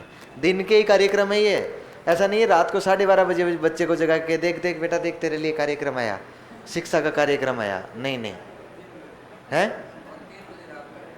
रात को 3 बजे नहीं। ऐसी स्थितियों में हम लोग बच्चों को नहीं जगाते हैं। यदि ऐसी स्थिति में जगाते हैं तो फिर बच्चे ही नहीं। नहीं लिखो। अरे मतलब बच्चे सो नहीं पाते हैं यार, तुम लिख लो तुम। मुक्सा ये बेच को क्या हो गया है इसको?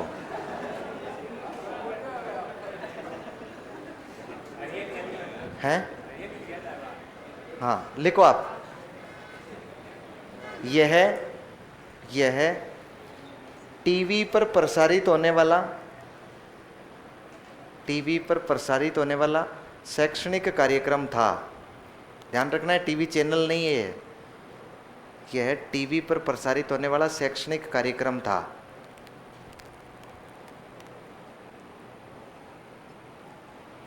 हर बार नौकरी लगने पर परीक्षा काल होता है क्या सर? बिल्कुल होता है। राज्य सरकार की कोई भी कितनी नौकरी कितनी भी बार लग जाओगे, हर बार परीक्षा काल होगा आपका, प्रोबेशन पीरियड में रहना पड़ेगा आपको। ये टीवी पर प्रसारित होने वाला शैक्षणिक कार्यक्रम था जो जो जो रोजाना सोमवार से शनिवार, जो रोजाना सोमवार से शनिवार रात 8 बजे, ये रिश्ता क्या कहलाता है? नहीं, जो रोजाना सोमवार से शनिवार 3.25 घंटे प्रसारित किया जाता था, 3.25 घंटे प्रसारित किया जाता था, 3.25 घंटे प्रसारित किया जाता था।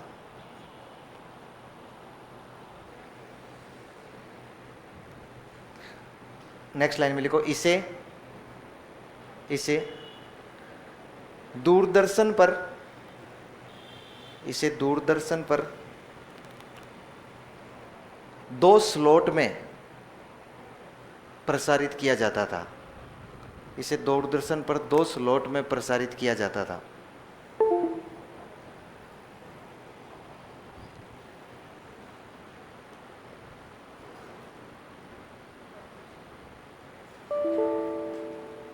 अब ये लिख लो 2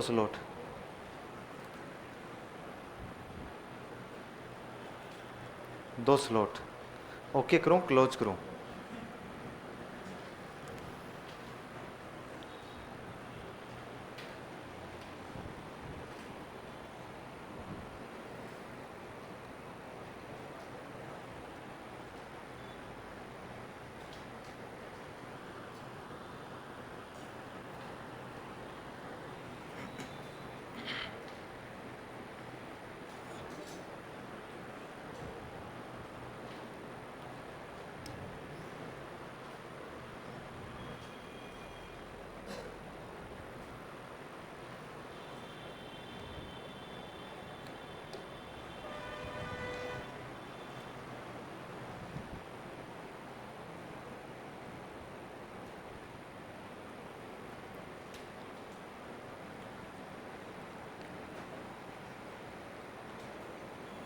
लिख लिया क्या?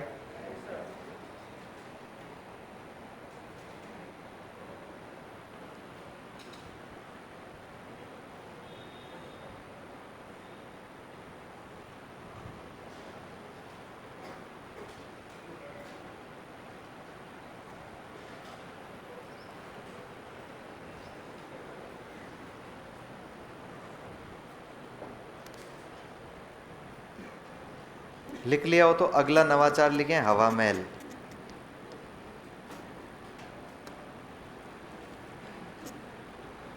हवा महल।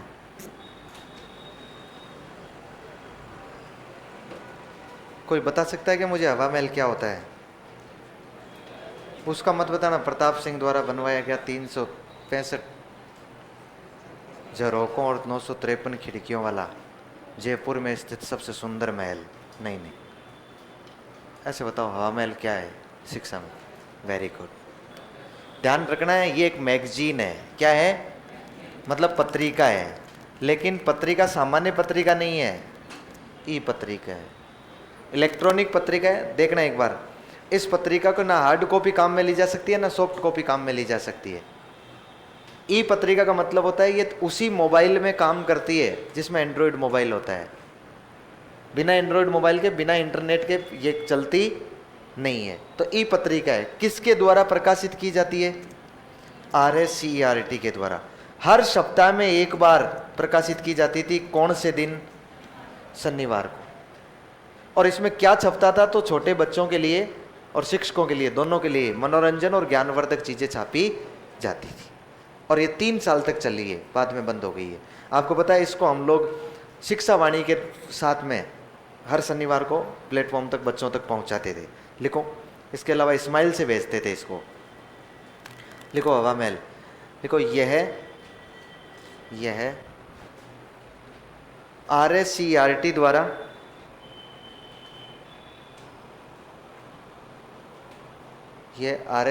द्वारा प्रत्येक शनिवार को प्रकाशित होने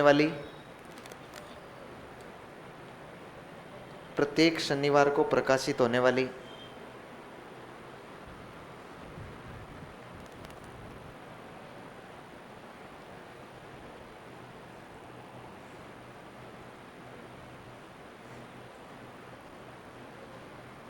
यह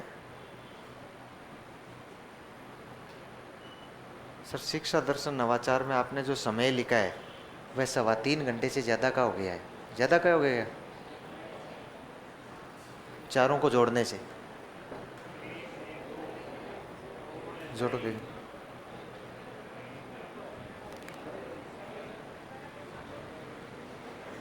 बेटा, अपने गिरेबान में झांक के देखो, गणित सुधारो थोड़ी हैं। हाँ, लॉकडाउन में 10वीं 12वीं किया होगा इसलिए। लिखो, क्या लिखा है? प्रत्येक शनिवार को, नहीं, यह RSCERT द्वारा प्रत्येक शनिवार को प्रकाशित होने वाली ई पत्रिका थी।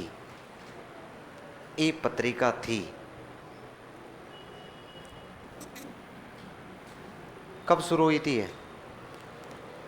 2 मई 2020 को।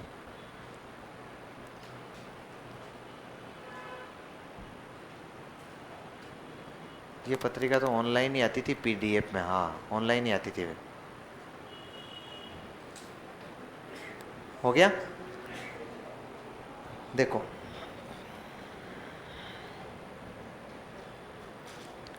ये देखो, बहुत प्रचार किया जाता था इसका, ताकि बच्चे किसके ज्ञान लगा ले? रेडियो के कान लगा ले। प्यारे बच्चों, कान लगाओ, रेडियो कान लगा हुआ है। शिक्षा विभाग राजस्थान का कार्यक्रम कौन सा है? शिक्षा वाणी। उसके बाद ये कार्यक्रम देखो, बच्चों देखो, ज्ञान बढ़ाओ, पढ़ते जाओ, बढ़ते जाओ। ये ज्ञान बढ़ाओ, पढ़ते जाओ, बढ़ते जाओ शिक्षा दर्शन है। शिक्षा विभाग कौन सी का है? राजस्थान सरकार का है। हो जाएगा। इसके बाद में ये देखो, मैं आपको दिखा देता हूँ, एक प्रयोग के तौर पर एक कार्यक्रम है। अच्छा, इस हवा महल, ये एक ई पत्रिका है। ये राजस्थान राज्य शैक्षिक अनुसंधान एवं प्रशिक्षण परिषद उदयपुर, मतलब RSCERT। हवा महल का दूसरा नाम है कोरोना समय में बच्चों का झरोखा। भाई, कोरोना के टाइम में बच्चों का झरोखा मतलब कहानियाँ। ये देखो, 12 नवंबर 2022 को मैंने मॉडल के रूप में दिखाया आपको। शनिवार को 3रे वर्ष की 31वीं पत्रिका है ये, हर शनिवार को आती थी। और इसमें कहानी आई है, आज की कविता आई है लकड़ी की काटी, जो 3+ वर्ष बच्चों के लिए है। एक असली बाल दिवस आया, आज की कहानी जो 6+ बच्चों के लिए है। फिर गाँव का बच्चा, आज की किताब है। फिर पिंजरे में लुका छिपी, आज की गतिविधि है 6+ बच्चों के लिए। बाल साहित्य है, ये टीचर्स कॉर्नर है। और ये बालोत्रा के बेल है। बालोत्रा कौन लोग है? बालोत्रा के है, बालोत्रा के 4-5 लोग, बेल नहीं। देखो, ये शिक्षक के लिए है। पिता जवाहरलाल नेहरू ने अपनी बेटी इंदिरा को पत्र लिखते हुए बताया कि संसार एक बड़ी पुस्तक है। इस पुस्तक में जानने की, पड़ताल करने की और खोजने की उत्सुकता पैदा करने के लिए उन्होंने मानव सभ्यता के इतिहास की झलक दिखलाई है। ये पत्र अपने आप में एक पूरा अध्याय है। इसे पूरा पढ़ने के लिए चित्र पर क्लिक कीजिए, और जैसे ही आप लोग इस पर क्लिक करोगे, यदि आपके पास एंड्रॉयड मोबाइल होगा तो ये पूरा आपके सामने खुल जाएगा। मतलब एक प्रकार से QR कोड स्कीम है, कंप्लीट आ जाएगा आपके सामने ना। यह लिंक दिया जाता है उसका। देखो, सब पढ़े साथियों, हवा महल का 133वां अंक बाल दिवस विशेषांक के रूप में आपके हाथों में खुद भी जुड़िए, अपने दोस्तों को भी जोड़िए और बताइए कैसा लगा आपको ये। अच्छा लगा? आजकल बंद हो गया है, 2022 तक ही चली थी। ये देखो आज की क्या है, कविता। अगर घोड़े की दुम पर हथौड़े से भी छू भी दो तो घोड़ा सरपट दौड़ने लगता है, और वो भी दुम उठाकर। बच्चों के लिए है ना। कभी वो नाई के पास जाता है तो कभी दौड़ते दौड़ते सब्जी मंडी पहुंच जाता है। घोड़ा क्या क्या करतब दिखाता है, देखते हैं ये मजेदार कविता।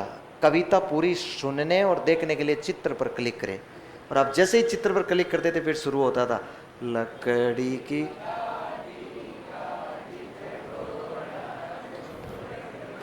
इनके लखन देख, इनके ढंग देख तू, मतलब ये लकड़ी की काटी वाले लोग हैं। पूर्वाभ्यास चल रहा है कि यदि किसी दिन एंड्रॉइड मोबाइल नहीं भी हुआ। हाँ ठीक है, तो ये कौन सी पत्रिका हो गई? ई पत्रिका हो गई। ठीक है, तो हमने आज कोविड काल के नवाचार देखे हैं। एक दो कोविड काल के छोटे छोटे नवाचार हो रहे, वो देखें, फिर हम लोग कोविड के बाद के नवाचारों की चर्चा करेंगे बाद में। Okay, thank you.